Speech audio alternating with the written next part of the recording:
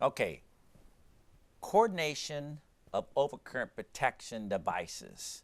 This is an interesting concept that now we want to make sure that when there's a fault that takes place, we've probably been thinking about this. Well, if there was a problem with the receptacle and there's a piece of equipment plugged in the receptacle and there was a failure to the piece of equipment, and you would trip the 20 amp breaker or the 15 amp breaker. But I have scenarios where I was doing something that I had a 20 amp circuit at the service and I was tripping the 400 amp main. And they actually could not even turn the power on to the building because it was a brand new building. I had taken a two 12 gauge wires at the house panel right there in the small little 400 ampere, little condo, whatever the case may be. And because I had those two wires there, we had a short circuit condition. The available fault current, because the transformer was right outside, was incredibly high. And we've been talking about that. If you can get to the instantaneous range, 0.01 of a second, we could open it. But if you had a 400 amp breaker and then right next to it, you have a 100 amp panel, then you have a 100 amp breaker, and then right there you have a 20 amp breaker, and right there you had a short circuit, the available fault current happened to have gone into the instantaneous range of both the 20 amp breaker, the instantaneous range of the 100 amp breaker, and the instantaneous range of the 400 amp breaker, because it was all under available fault current, and it did not trip the 20 amp breaker. It did not trip the 100 amp breaker on the panel. It tripped the 400 amp main.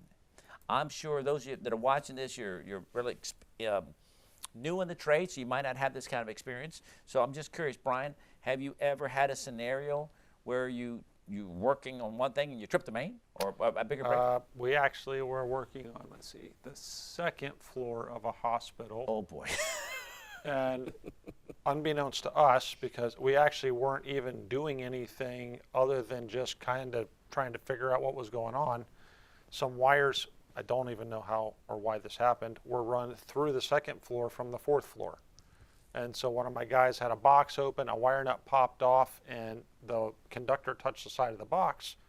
And instead of tripping the circuit that was touching the side of the box, it tripped the 800 amp main in the neonatal intensive care unit. And if you want to see a bunch of hospital people freak out, have an 800 amp main trip.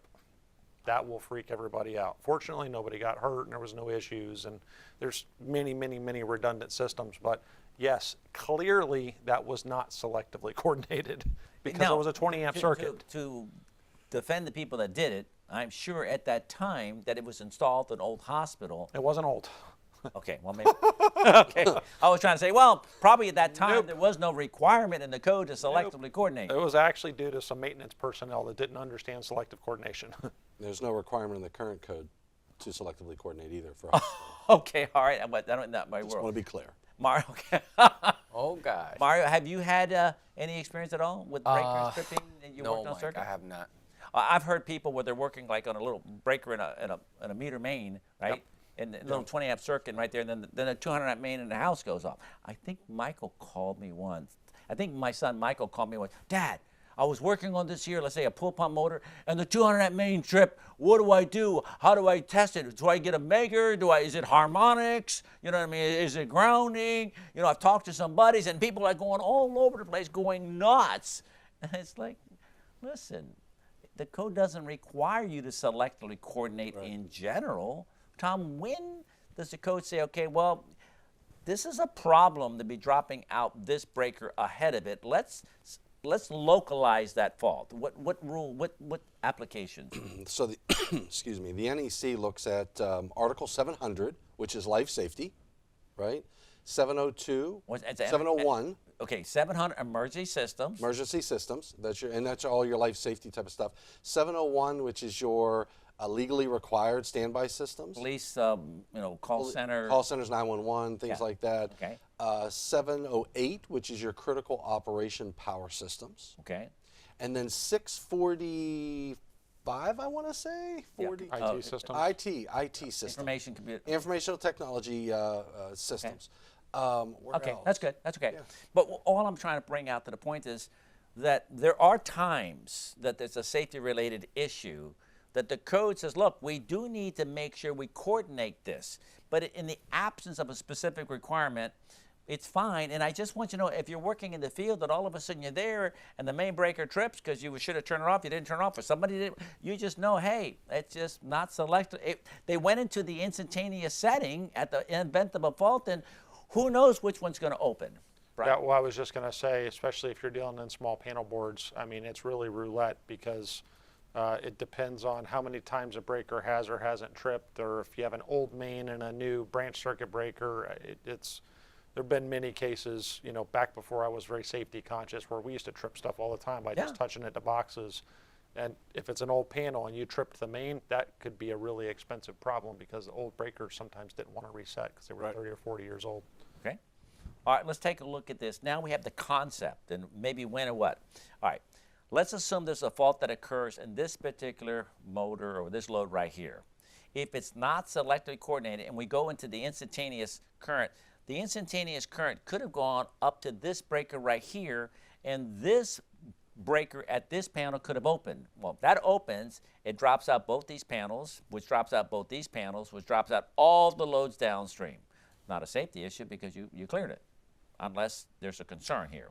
Now, selectively coordinated means that if there was a fault here, the current that's traveling all the way from the beginning, all the way down here, getting all the way down here, that current, because it's a series circuit, okay, that fault current, if we selectively coordinate to make sure that, hey, if it's a fault there, it protects it or it clears it at this point.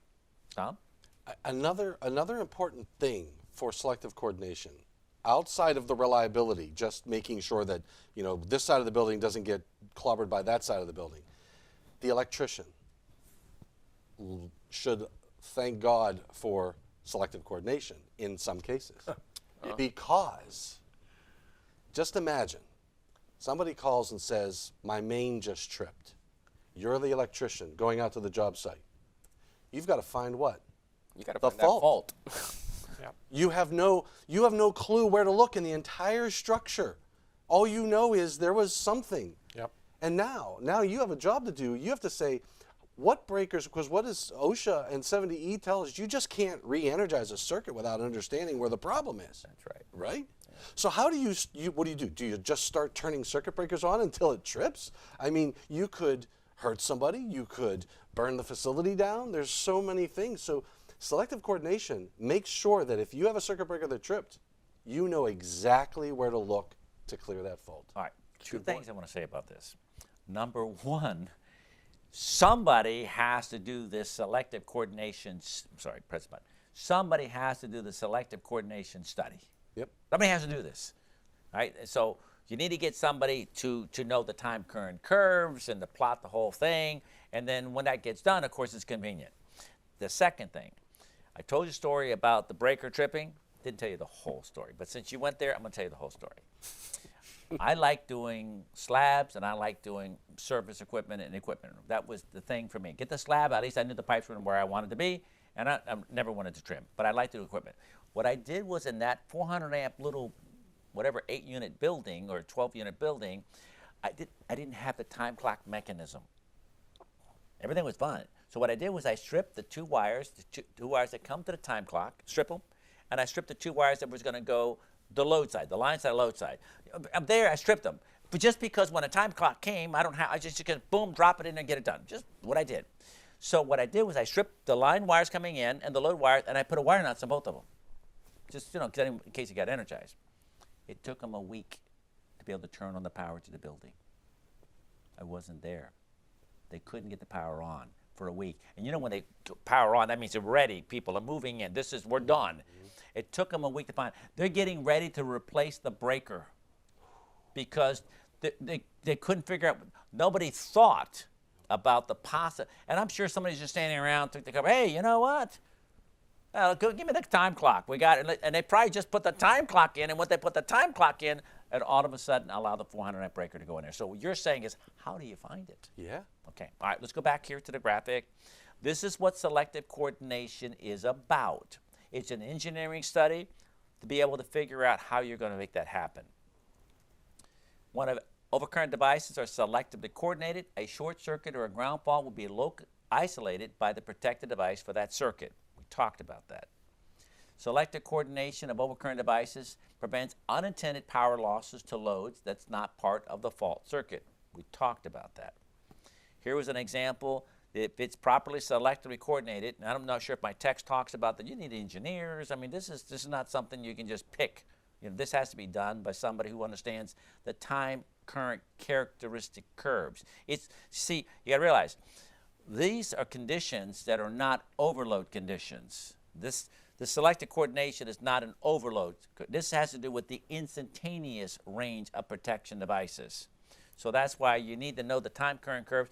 Now, Tom, you've done some selective coordination studies for me because we did some simple little thing. I guess you just have a software thing and you click it here and you click it there and it tells you which one you're going to use, and and it gives you the incident energy and gives you the available fault, and software applications are my first coordination study I did on a light table, which was a long time ago, but that was a great exercise because it really taught me how to read a time current characteristic curve. And anything you do manually by hand, and don't rely on a technology like calculators. If you do math by hand, you'll understand. But then you can use the calculator to make your life easier, right? But yes, there's software applications out there that will draw those curves, calculate the incident energy, fault current, the whole bit. Let me just talk about something here, so people can understand. Okay. Let's assume we put a maybe we might even do this. Let's say we put a magnitude here of a fault, and let's say it's 15,000 amps. Just 15,000 amps. And if we did a study, we would find out, well, the available fault here is X, and the available fault here is X, and X, and X, and X. Well, each of these protected devices have a time current curve, and each of these go into a range where it becomes the instantaneous. So if we know that the fault is 15,000, and we know that this protected device right here at 15,000, it will not be instant, it won't go to the instantaneous, but this is the only one, well, then we're going to be fine. But if we come over here, and this one can be the time current curve at 15,000, you look at it, okay? If this one at 15,000 could go instantaneous and it can open, and this one could go 15,000 and it can open, and this could go 15,000 open, then at the instantaneous range, we don't know which of these three are going to open. Exactly right. But if this is 15,000 and this is 15, and this will not open at 15 and this will not open at 15, well, then it's fine. So we have to use the time current curves that we've seen earlier. You said manually. I would get the time current curve sheet, and I would plot that fault at that point. Okay, well, that point it's going to be fine. But then and you go down the line, you find, okay, wait a minute now, because the fault current is higher upstream. In reality, it's not 15. It's going to be higher values. That fault at 15 would have been 20 here, would have been 30 there, would have been 40 there. And so we need to make sure we can't use that device. Might have to put a fuse here, or might have to do something else. I have a feeling you're going to be building a light table and doing a coordination study by hand, because I'll tell you, if there's anybody who would enjoy it, I think it would. Oh yeah, they're great. I was involved a little bit about that at a time that they had the transparencies. Yes. Of the time current onion curve. skin. Yeah, onion skin. Was it onion skin? Onion skin. So you could take this onion skin, and then you would take it and you would lay it on top of each other to make sure that fault at that point, which one would have, and then you kind of, Oh, yeah, it's a lot but of it's fun. It's definitely fun. You're right. You got me pegged. I would enjoy things like that. Okay, let's move on.